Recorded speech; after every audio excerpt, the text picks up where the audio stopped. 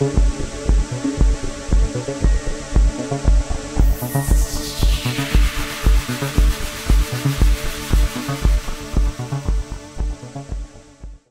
علیکم دوستو، plan be کی جاسوس سیریز میں خوش آمدید۔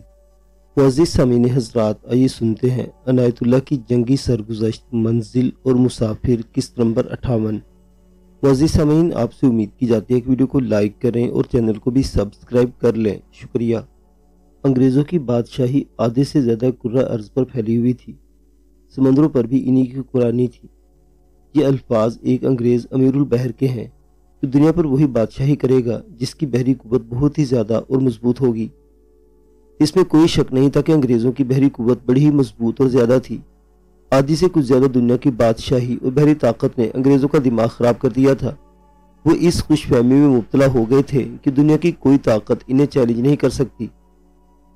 میں چونکہ ملایا کی بات کر رہا ہوں، اس لیے اب اسی پر توجہ مرکوز رکھوں گا۔ ملایا کے نیچے والے کنارے پر سنگاپور ایک بہت بڑا شہر اور بہت بڑی بندرگاہ ہے۔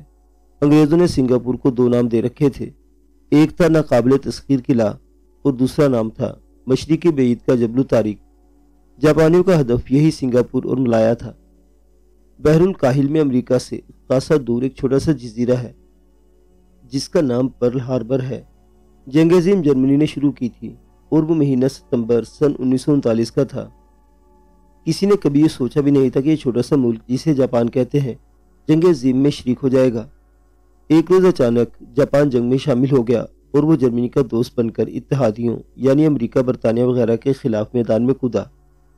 وہ دن 7 دسمبر سن 1941 کا دن تھا جب جاپانی لڑاکا بمبار طیاروں نے پرل ہاربر پر حملہ کر دیا۔ پرل ہاربر جو ایک چھوٹا سا جزیرہ ہے اس لیے جاپانیوں کے لیے اہم تھا کہ اسے امریکہ نے اپنا جنگی اڈہ بنا رکھا تھا۔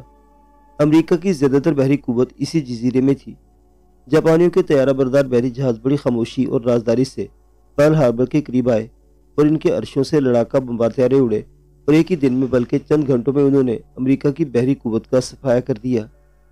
وہاں سے جاپانیوں نے مشرق بعید کا رخ کیا۔ یہ وہ جزیرے ہیں جو آج کل انڈونیشیا اور ملائیشیا کہلاتے ہیں۔ ان کے راستے میں فلپائن آتا تھا جو بہت بڑا جزیرہ تھا۔ بحری جہازوں سے جاپانی فوج اتری اور دیکھتے ہی دیکھتے فلپائن پر قبضہ کر کے وہاں کی فوج سے ہتھیار ڈلوا لیے۔ مجھے یاد ہے کہ میں جب اپنی بٹالین میں ہی تھا تو خبر ملی تھی کہ جاپانیوں نے ملایا اور برما پر حملہ کر کے ان ملکوں کو قبضے میں لے لیا ہے۔ ہمارے انگریز کمپنی کمانڈر نے جاپانیوں کو جاپانی چوہے کہا تھا اور یہ بھی کہ جاپانی بہت کمزور قوم ہے اور اسے ہم تباہ و برباد کر دیں گے۔ پھر ہماری بٹالین کے تمام انگریز افسروں نے جاپانیوں کو جاپانی چوہے کہنا شروع کر دیا تھا۔ جنگ کے خاتمے کے 15 سال بعد سن 1960 میں انگلینڈ میں ایک کتاب چھپی تھی، دی فال آف سنگاپور۔ میں نے یہ کتاب بہت عرصے بعد پڑھی تھی۔ اس کتاب کا مصنف ایک انگریزی تھا۔ اس نے بڑی ہی دیانتداری اور بے باکی سے اپنی قوم کی ڈینگوں اور خوش فہمیوں سے پردہ اٹھایا ہے۔ پتہ چلا کہ جب ملایا اور سنگاپور پر جاپانیوں کے قبضے کی خبر پہنچی تو برطانیہ کی پارلیمنٹ اور اخباری دنیا میں بھوچال آ گیا۔ ان کے لیے اپنی یہ شکست غیر متوقع تھی کیونکہ وہ اپنی حکومت کی طرف سے جاری ہونے والے بیان پڑھا اور سنا کرتے تھے جن میں سنگاپور کو ناقابل تسخیر قلعہ اور مشرق بعید کا جبل طارق کہا جاتا تھا، اور یہ بھی کہ ملایا کا دفاع اتنا مضبوط ہے کہ دنیا کی کوئی طاقت اس کے ساحل کے اندر نہیں آ سکتی۔ اخباری دنیا نے اپنی حکومت سے مطالبہ کیا کہ اس شکست کی انکوائری کی جائے اور اس کے ذمہ دار ہیں انہیں سزا دی جائے۔ اس وقت برطانیہ کے وزیر اعظم دنیا کا مشہور و معروف اور مدبر سیاستدان چرچل تھا۔ وہ جنگی امور میں بھی مہارت رکھتا تھا۔ اس نے وعدہ کیا تھا کہ وہ انکوائری کروائے گا، لیکن جنگ کے بعد اس نے کہا کہ وہ انکوائری تو ضرور کراتا، لیکن جن انگریز فوجیوں نے ملایا اور سنگاپور میں جانیں قربان کی ہیں یہ ان کی روحوں کی توہین ہوگی۔ جاپانیوں نے جس طرح سنگاپور اور ملایا پر فوج کشی کر کے قبضہ کیا تھا، اگر میں یہ تفصیل سنانے لگوں تو بات بہت ہی لمبی ہو جائے گی اور شاید سامعین اس میں بوریت بھی محسوس کریں۔ میں وہی بات کہوں گا جو پہلے بھی کہہ چکا ہوں، وہ یہ کہ انگریز اس خوش فہمی بلکہ اس غرور اور تکبر میں مبتلا تھے کہ جس طرح انہوں نے ہندوستان کے لوگوں کو اور دوسرے چھوٹے چھوٹے ملکوں کے لوگوں کو دبا کر ان کے گلے گھونٹ کر رکھا ہوا ہے، اور جس طرح ان میں سے انہوں نے خوش آمدی اور ایمان فروش پیدا کر لیے ہیں، ایسا ہی ملایا کے لوگ بھی انہیں دنیا کی بہت بڑی طاقت سمجھتے ہیں اور ان سے ڈرتے ہیں۔ لیکن وہاں معاملہ کچھ اور تھا۔ ملایا میں انگریزوں کو وہ پذیرائی حاصل نہیں تھی جو ہندوستان وغیرہ میں تھی۔ یہ الگ بات ہے کہ وہاں کے لوگ انگریزوں کے خلاف کوئی بات زبان سے نہیں نکالتے تھے۔ ان میں جاپانیوں کے جاسوس ایجنٹ اور حمایتی تھے جو اس قدر خفیہ اور پوشیدہ تھے کہ کسی کو شک تک نہ ہوا۔ یہی وجہ تھی کہ جاپانیوں نے جب ملایا پر قبضہ کیا تو वहाँ की पब्लिक के साथ उन्होंने अच्छा सलूक किया। अच्छे सलूक का मतलब यह कि उन्होंने शहरियों का कत्लेआम और उनके घरों में लूट मार ना की, बल्कि इनकी जानो माल की हिफाजत की। अलबत्ता उन्होंने वहाँ जो भी खूबसूरत लड़की देखी उसे अपने पास रख लिया। ये जापानी अपना जायज हक समझते थे। इसके बरक्स हांगकांग में जापानियों का रवैया बहुत ही जालिमाना था। मलाया से पहले जापानियों ने हांगकांग पर हमला किया और वहां कब्जा कर लिया था। वहां से भी अंग्रेज की फौज भागी थी और बाकी ने हथियार डाल दिए थे, लेकिन शहरियों ने अंग्रेजों की फौज की मदद की थी और जापानियों का साथ नहीं दिया था। जापानियों ने वहां की पब्लिक के साथ बहुत ही बुरा सलूक किया, कत्ल गारत भी की, लूटमार भी की और वसी पैमाने पर औरतों और नौजवान लड़कियों की आबरूरेजी की थी। मलाया में इनका सलूक और बर्ताव खासा बेहतर रहा, जिसका एतराफ खुद अंग्रेजों ने भी किया था। मैंने पहले बताया कि अंग्रेजों ने मलाया में दुनिया भर की फौज इकट्ठी कर रखी थी, जिसमें इनकी अपनी गोरा रेजिमेंटें थी, ऑस्ट्रेलिया के ब्रिगेड थे और इंडियन आर्मी की बेशुमार यूनिटें, तोपखाने और रियासी फौजें भी थी और गोरखा रेजिमेंटें भी थी। मैं गोरखा रेजिमेंटों का जिक्र अलग इसलिए कर रहा हूँ कि गोरखे से बढ़कर कोई सिपाही वफादार नहीं हो सकता। गोरखे अपनी जान कुर्बान कर देते थे, पसपा नहीं होते थे और इनको धोखा भी नहीं देते थे, जिनसे इन्हें तनख्वाह और राशन पानी मिलता था। मलाया में सूरत हाल ये बन गई थी कि जापानी फौज जिधर भी हमला करती वहां अंग्रेज की फौज थोड़े से मुकाबले के बाद पीछे हट जाती। अंग्रेजों को अपनी फिरौनियत पर इस कदर भरोसा था कि उन्होंने वहां एयरफोर्स भी बहुत थोड़ी रखी हुई थी और बहरी जंगी जहाज भी थोड़े थे। सोचने वाली बात यह कि जापानियों की तादाद भी कुछ ज्यादा नहीं थी। जापान छोटा सा एक जजीरा है जहाँ से इतनी ज्यादा फोर्स नहीं मिल सकती थी। इसके मुकाबले में अंग्रेजों के पास उन दूसरे मुल्कों की फौजें भी थी जिनमें इनकी बादशाही थी, लेकिन इस फौज के पांव कहीं नहीं जम रहे थे। अंग्रेजों की फौज का कमांडेंट लेफ्टिनेंट जनरल पिसवीवाल था। वो अपने सुप्रीम कमांडर मशरकी बेद की अफवाज का सुप्रीम कमांडर था। अपनी पसपाई की और जापानियों की पेशकदमी की इत्तलाएं दे रहा था। सुप्रीम कमांडर उसकी हौसला अफजाई कर रहा था और गालिबन ये खबरें बरतानिया भी पहुंच रही थी, लेकिन अंग्रेजों की पसपाई बता रही थी कि मलाया कुछ दिनों का मेहमान है। जापानियों ने मलाया पर 9 और 10 दिसंबर की दरमियानी रात हमला किया था। इसमें किसी शक व शुबे की गुंजाइश नहीं कि अंग्रेजों की बहरी ताकत का जवाब नहीं था। इस बहरी ताकत में 2 ऐसे बहरी जंगी जहाज थे जिन पर अंग्रेजों को और खुसूसन इनके वजीर आजम चर्चिल को बहुत ही नाज था। उनमें एक था प्रिंस ऑफ वेल्स और दूसरा था रिपुलेस। चर्चिल कहा करता था कि ये 2 बहरी जहाज समंदर पर तैरते हुए 2 किले हैं जो नाकाबिले तस्खीर हैं। चर्चिल को जब मलाया के सकूत की इत्तला मिल रही थी तो उसने अपने सरकारी घर नंबर 10 डोइंग स्ट्रीट में अपनी काबीना का इजलास बुलाया और इन्हें आगाह किया कि मलाया में सूरत इतनी मखदूश है कि अब किसी भी वक्त मलाया के सकूत की इत्तला आ सकती है। उसने ये भी कहा कि अब हमारे हाथ में जो बहरी ताकत रह गई है वो 2 बहरी जहाज प्रिंस ऑफ वेल्स और रिपलेस हैं। चर्चिल ने ये अल्फाज भी कहे कि हमें फख्र है कि 2 बहरी जहाज हम अंग्रेजी बोलने वाली कौमों अमरीका और बरतानिया को बहरुल काहिल में फतह दिलाएंगे। अमरीका का मगरबी साहिल और ऑस्ट्रेलिया का शुमाली साहिल और हमारी मशरकी बेद की 9 आबादियात महफूज हो जाएंगी। चर्चिल का मतलब यह था कि दुनिया पर सिर्फ अंग्रेजी बोलने वाली कौमें यानी अमरीका और बरतानिया हुकूमत करेंगी। इसमें कोई शक नहीं था कि ये दोनों बहरी जहाज बहुत बड़ी बहरी ताकत थे। इन जहाज़ों में जो गनें लगी हुई थीं वो रडार से कंट्रोल होती थी। इन दोनों बहरी जहाज़ों का कमांडर एक था जिसका नाम एडमिरल सर टॉम फिलिप्स था। जर्मनी ने जब बरतानिया पर हमला किया था तो इस एडमिरल ने इन 2 जहाज़ों से जर्मनी की बहरी ताकत को रोके रखा था। जर्मनी की नेवी के खिलाफ कुछ अरसा लड़कर ये दोनों बहरी जहाज गायब हो गए थे। किसी को मालूम न हो सका कि जहाज कहाँ चले गए हैं। दरअसल इनकी नकलो हरकत को खुफिया रखा गया और उस वक्त ये दोनों जहाज मलाया के मशरकी साहिल पर क्वारंटीन के बंदरगाह में थे। इन दोनों के कमांडर एडमिरल टॉम फिलिप्स को बरतानिया से हुक्म पहुंचा कि फौरन बाहर निकले और जापानी जलगार को रोके। जंगी वकायनगार लिखते हैं कि चर्चिल ने पूरी उसूक से कहा था कि अब जापानी बहरुल काहिल में नहीं ठहर सकेंगे। दोनों बहरी जहाज बंदरगाह से निकले और कुछ दूर जाकर उन्होंने ये फॉर्मेशन बना ली कि एक दूसरे से दूर हो गए, यानी एक दाईं तरफ और दूसरा बाईं तरफ हो गया और इनका दरमियानी फासला 2-3 मील था। उस वक्त जापान के जंगी बहरी जहाज इस समंदर में मौजूद थे, लेकिन कोई भी इनके करीब न आया और न किसी बहरी जहाज ने इन पर एक भी गोला फायर किया। बताया जाता है कि जापानियों के बहरी जहाज और दूर हट गए थे। दोनों जहाज बंदरगाह से तकरीबन 150 मील दूर निकल गए तो रिपलेस पर जापानी बमबारों ने हमला कर दिया। वो 10 दिसंबर सन 1991 का दिन था। रिकॉर्ड के मुताबिक उस वक्त दिन के 11:15 बजे थे जब पहले जापानी बमबार आसमान में नजर आए। इनकी बुलंदी 10,000 फीट थी और वो एक दूसरे के साथ साथ चले आ रहे थे। इससे पहले आसमान बिल्कुल साफ था और कोई तैयारा नजर नहीं आता था। कुछ देर पहले कुछ दूर एक जापानी लड़ाका तैयारा नजर आया था जो वापस साहिल की तरफ चला गया था। वो दरअसल जासूस तैयारा था और यही देखने आया था कि इस वक्त अंग्रेजों की कुव्वत कहाँ है। यह मैं फिर कहूंगा कि ये मलाया था। ہندوستان نہیں تھا جہاں ان انگریزوں نے غدار پیدا کر کے سلطان ٹیپو کو شہید کیا اور غداروں نے قلعہ سرنگا پٹم کا ایک دروازہ کھول دیا۔ انگریزوں کی فوج اندر داخل ہو گئی۔ ملایا کے لوگوں میں ان ہندوستانی غداروں کا کوئی غدار نہیں تھا جنہوں نے 1857 میں دلی کا ایک دروازہ کھول کر انگریزوں کی فوج کو راستہ دیا تھا۔ جاپانی ملایا میں اجنبی تھے۔ ان کی کامیابی کی وجہ صرف یہ تھی کہ ان کی رہنمائی اور مدد کے لیے وہاں کے لوگ موجود تھے۔ وہ انگریزوں کی منافقت سے تنگ آئے ہوئے تھے۔ انگریزوں کے اتنے بڑے 2 بحری جہاز بندرگاہ سے نکلے تو جاپانیوں نے فوراً اطلاع مل گئی۔ انہوں نے پہلے ایک ریکی طیارہ بھیجا اور وہ طیارہ واپس آیا تو طیاروں کا ایک غول بھیج دیا۔ ریپیلس کی مشین گنوں اور توپوں نے ان بمبار طیاروں پر بے پناہ فائر کھولا، لیکن یوں لگتا تھا کہ جیسے جاپانیوں کو اس بے ہنگم فائر کی کچھ پرواہ نہیں۔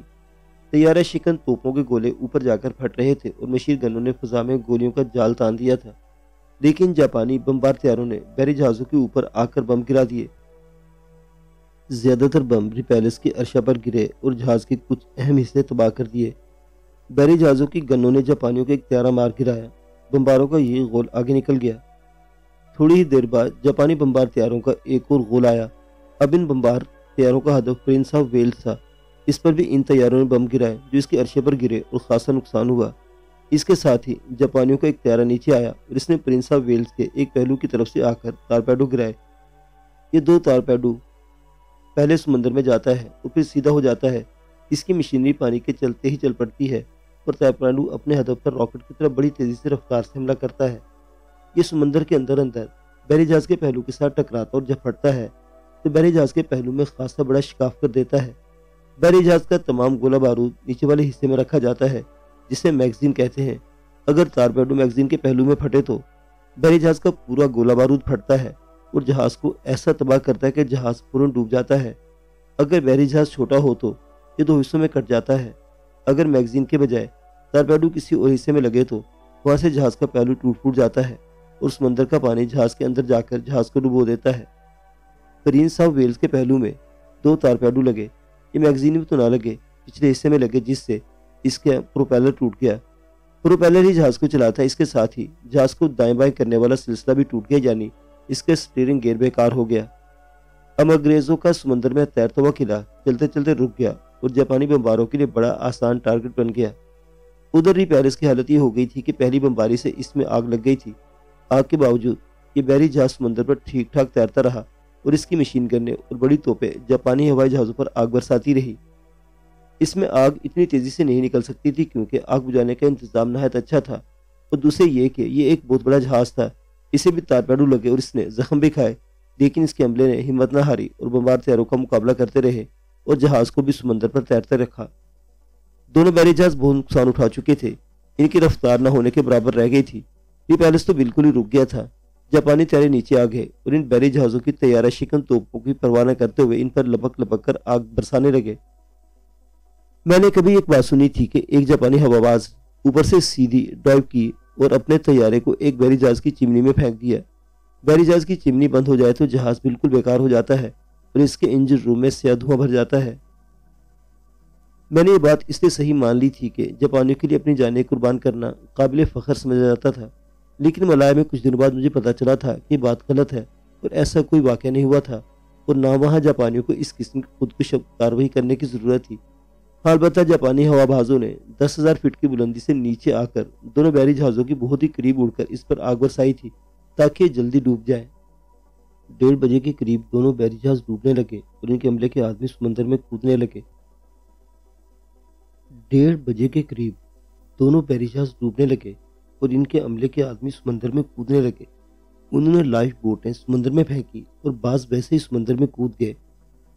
ان دونوں بحری جہازوں کے ساتھ 2 تباہ کن بحری جہاز بھی تھے جو انہیں ایکسکارٹ کر رہے تھے اور ان سے دور دور تھے۔ وہ اتنی دور تھی کہ ان کی طیارہ شکن گنیں جاپانی طیاروں تک فائر نہیں پہنچا سکتی تھی۔ جب دونوں جہاز ڈوبنے لگے اور ان کے آدمی سمندر میں کودنے لگے تو وہ دونوں جہاز ان لوگوں کو سمندر سے نکال کر لے جانے کے لیے آئے۔ یہ بات انگریزوں نے خود لکھی ہے کہ جب جاپانی ہوابازوں نے دیکھا کہ اپنے ٹارگٹ کو مار چکے ہیں اور اس حملے کو بچانے کے لیے ان کے 2 بحری جہاز آ رہے ہیں تو جاپانی ہوابازوں نے ان پر حملہ نہ کیا اور چلے گئے۔ جاپانی ہواباز چاہتے تو ان دونوں بحری جہازوں کو بھی مار سکتے تھے۔ انگریزوں نے ان ہوابازوں کو اپنے نقصان کے باوجود خراج تحسین پیش کیا ہے۔ ان 2 بحری جہازوں میں جو حملہ تھا اس کی کل نفری 2921 تھی اور جنہیں زندہ بچا لیا گیا ان کی تعداد 2081 تھی۔ انہیں 2 چھوٹے تباہ کن جہازوں میں ڈال کر سنگاپور پہنچا دیا گیا۔ ان دونوں بحری جہازوں کا کمانڈر ایڈمرل ٹام فلپس اس وقت پرنس آف ویلز میں تھا۔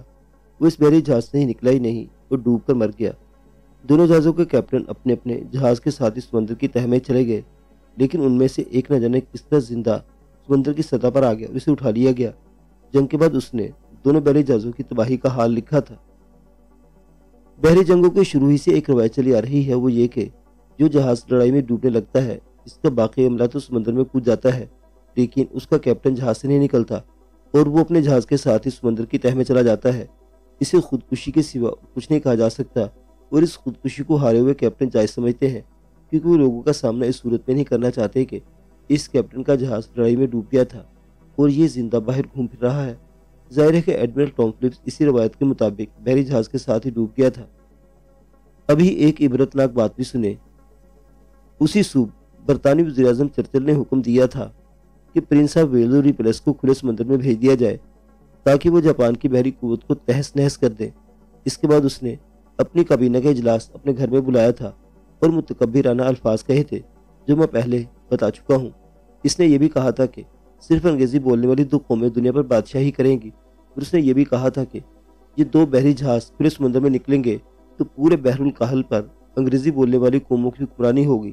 لیکن اس اجلاس کے صرف 2 گھنٹوں بعد ملایا سے بذریعہ وائرلیس اطلاع پہنچی کہ اس کی خوفناک بحری قوت سمندر میں ڈوب گئی ہے اور اس کے تیرتے ہوئے بحری قلعوں کا اب کوئی نام و نشان نہیں رہا۔ تاریخ کے مطابق یہ اطلاع یوں ملی تھی: mister Churchill, prince of Wales اور ریپلس کو جاپانیوں نے تباہ و برباد کر کے ڈبو دیا ہے۔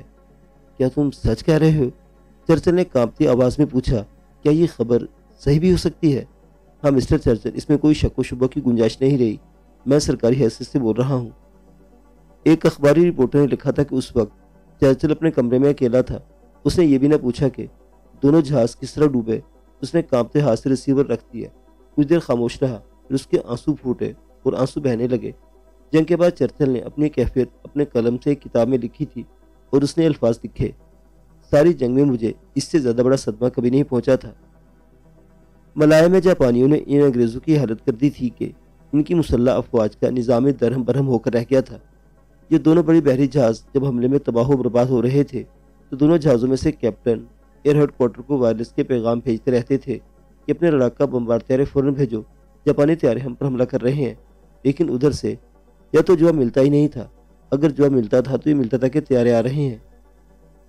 کتاب میں لکھا ہے کہ کوانٹین میں رائل ایئر فورس کے جو لڑاکا طیارے تھے انہیں ایک پہلے حکم سے کسی اور جگہ منتقل کر دیا گیا تھا، اور اس اسکواڈرن کے کمانڈر کو یہ کیوں دیا گیا تھا کہ وہ تیار رہیں، کیونکہ اس نے اپنا لڑاکا اسکواڈرن اپنے بحری جہاز کے اسکواڈ کرنے کے لیے جانا تھا۔ لڑاکا طیاروں کے اس اسکواڈرن کو آخر حکم پہنچا کہ وہ فوراً ٹیک آف کریں اور ساحل سمندر سے اتنی دور پناہ سمت پہ جائیں اور انہیں اپنے 2 بحری جہاز نظر آئیں گے، انہیں اسکواڈ کریں۔ طیارے اڑے اور جب وہ اس مقام تک پہنچے تو آسمان خالی تھا، کوئی ایک بھی جاپانی طیارہ نظر نہیں آ رہا تھا۔ نیچے دیکھا تو اپنا کوئی بحری جنگی جہاز نظر نہیں آ رہا تھا۔ دونوں بحری جہاز سمندر کی تہہ میں جا چکے تھے اور جاپانی طیارے اپنا کام کر کے اپنے اڈے پر بھی آ چکے تھے۔ انگریزوں کے 2 چھوٹے بحری جہاز بڑے بحری جہازوں کے عملے کو سمندر سے اٹھا کر سنگاپور لے جا رہے تھے اور وہ خاصی دور نکل گئے تھے۔ انگریزوں کا یہ اسکواڈرن واپس آ گیا۔ میں آپ کو 2 حقائق بتا رہا ہوں جو تاریخ کے ریکارڈ پر ہیں۔ ملایا میں مجھے دوسرے سے بہت سی باتیں معلوم ہوئی تھی اور میں نے بعض باتوں کو سچ نہیں سمجھا تھا۔ میں جب واپس اپنے گھر آیا اور کچھ عرصے بعد جنگ عظیم کی کتابیں پڑھنی شروع کی تو بہت سی باتوں کی تصدیق ہو گئی اور کئی ایک نئے انکشاف ہوئے۔ جن دنوں انگریزوں کی نیوی کے 2 بڑے ہی زبردست بحری جہاز پرنس آف ویلز اور ریپلس تباہ ہوئے تھے، ان دنوں انگریزوں کی رائل ایئر فورس کا یہ حال تھا کہ ان کے لڑاکا طیارے زمین پر ہی مارے جا رہے تھے۔ جاپانی طیارے اس وقت سر پر آن پہنچتے تھے جب انگریزوں کے لڑاکا طیاروں میں پٹرول ڈالا جا رہا ہوتا تھا تو یہ کہیں حملے کے لیے ٹیک آف کرنے لگتے تھے۔ جاپانی طیارے اوپر سے غوطے میں آتے اور انہیں زمین پر ہی آتش فشاں کر دیتے۔ جاپانیوں نے جن ہوائی اڈوں پر قبضہ کیا تھا وہ ان ہوائی اڈوں سے بہت دور تھے جو بھی انگریزوں کے پاس تھے۔ سوچنے والی بات ہے کہ جاپانیوں کو کون اطلاع دیتا تھا کہ فلاں اڈوں پر طیاروں میں پٹرول ڈالا جا رہا ہے یا طیارے حملے کے اڑنے لگے ہیں۔ یہ مخبری اور جاسوسی وہاں کے مقامی لوگ بذریعہ وائرلیس کرتے تھے۔ میں یہاں ایک انگریز جنگی وقائع نگار کے الفاظ پیش کرتا ہوں۔ جاپانیوں نے ہم سے ملایا کا آسمان چھین لیا تھا۔ دراصل جنوری 1942 کے پہلے ہفتے تک انگریز ملایا کی جنگ ہار چکے تھے۔ وہ اب اپنے فوجیوں کو صرف مروا رہے تھے اور پیچھے ہٹتے آ رہے تھے۔ آسمان جاپانیوں کے ہاتھ میں تھا اور سمندر پر بھی اب جاپانیوں کی حکمرانی تھی۔ زمین پر انگریزوں کی فوج کا یہ حال تھا کہ ہوائی مدد سے محروم ہو گئی تھی۔ اسے آسٹریلیا اور ہندوستان کی فوجوں کی کمک بھیجی گئی، لیکن ان دونوں فوجوں کو جنگ کا کوئی تجربہ نہیں تھا۔ بحری جہازوں اترتے ہی جاپانیوں سے لڑنا پڑتا اور وہ پھر بھاگ اٹھتے۔ میں نے پہلے کہا ہے کہ ملایا سنگاپور کی جنگ کی کہانی بڑی ہی لمبی داستان ہے۔ اسے اب میں سمیٹتا ہوں کہ 15 فروری 1942 کے روز ملایا کی افواج کے general officer commanding lieutenant general Percival نے سنگاپور میں جاپانیوں کے آگے ہتھیار ڈال کر اپنے سرنڈر کے کاغذات پر غیر مشروط طور پر دستخط کر دیے اور اپنے آپ کو جاپانیوں کے حوالے کر دیا۔ یہاں سے جاپانی آگے برما کی طرف بڑھے اور برما پر بھی قبضہ کیا تھا۔